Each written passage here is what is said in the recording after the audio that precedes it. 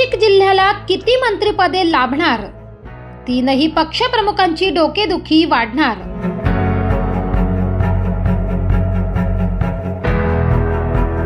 महाराष्ट्र राज्याच्या मुख्यमंत्रीपदी देवेंद्र फडणवीस व उपमुख्यमंत्रीपदी एकनाथ शिंदे तसेच अजित पवार यांचा शपथविधी पार पडून जवळपास 10 दिवस उलटून गेले, परंतु मंत्रिमंडळ विस्ताराला मुहूर्त काही सापडत नव्हता. पण आता असे कळते आहे की उद्या दिनांक 15 डिसेंबर रोजी सायंकाळी 4 वाजता नागपूर येथे मंत्रिमंडळाचा शपथविधी पार पडणार आहे. त्यामुळे संपूर्ण महाराष्ट्र राज्याचे लक्ष आता मंत्रिमंडळ विस्ताराकडे लागले आहे. त्यानुसार नाशिक जिल्ह्यातील किमान 8 आमदारांना मंत्रिपदाचे वेध लागले आहेत. ज्येष्ठ नेते छगन भुजबळ, दादा भुसे यांची नावे जवळपास निश्चित मानली जात आहेत. याशिवाय किमान 6 आमदार मंत्रिपदासाठी इच्छुक आहेत. यामुळे नाशिक जिल्ह्याला किती मंत्रिपदे मिळणार व कोणत्या नवीन चेहऱ्यांना पक्षप्रमुख संधी देणार याची उत्सुकता शिगेला पोहोचली आहे. भाजपकडून निवडून आलेल्या आमदार ॲडव्होकेट राहुल ढिकले, डॉक्टर राहुल आहेर, प्राध्यापक देवयानी फरांदे, सीमा हिरे यांच्या नावांची चर्चा आहे.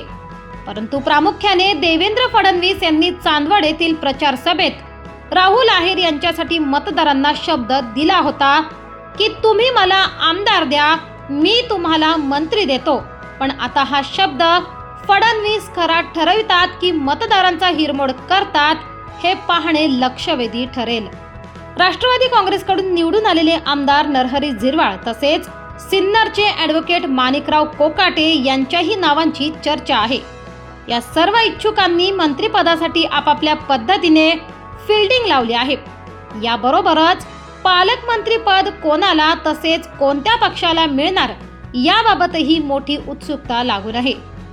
मुख्यमंत्री लाडकी बहीण योजनेने महायुतीच्या विजयात चांगलाच हातभार लावलेला असल्याने महिलांमध्ये हॅट्रिक केलेल्या देवयानी फरांदे, सीमा हिरे यांची सुद्धा नावे चर्चेत आहेत.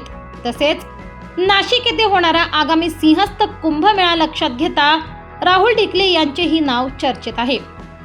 एकूणच मंत्रिमंडळात कोणाचा समावेश होणार व नाशिक जिल्ह्याला किती मंत्रिपदे मिळणार तसेच पालकमंत्रीपदी कोणाची वर्णी लागणार याबाबत नाशिकवासियांच्या मनात मोठी उत्सुकता आहे.